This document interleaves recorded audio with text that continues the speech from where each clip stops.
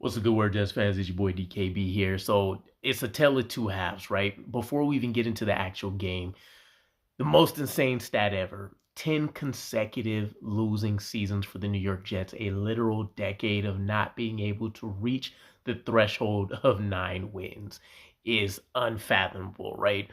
Now, when we want to talk about the actual game, the first half looked absolutely pristine, right? It looks, to AG's point, exactly on par with what we wanted. Could there have been more scoring and stuff? Of course, you would love to see that. But to do what we did to the Ravens in the first half, if we had the same scenario in the second, you feel like you're walking away with a real quality win.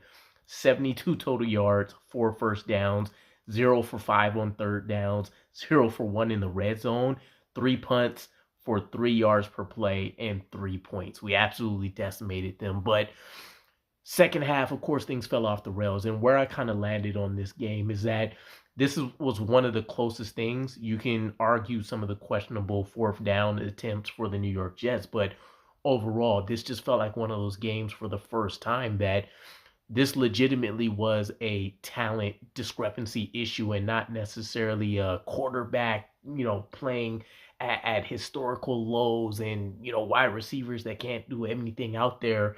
There was a lot to like, just like there was a lot to hate about this particular game.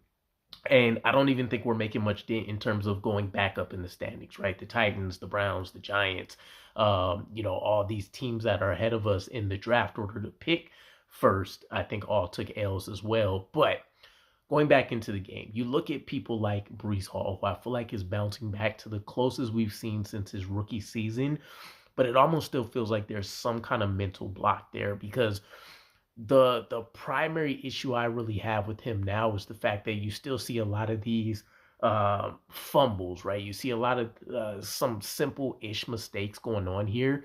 I think he's playing with a lot more freedom, but there's still something quite there that doesn't really feel right with him.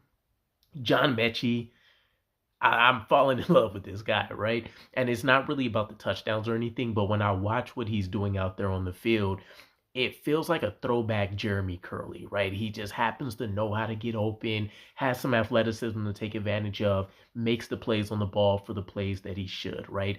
And so if you got him as a Jeremy Curley and you slot him in as wide receiver 3 or 4, it feels almost perfect. And then Jawan Briggs, another sack.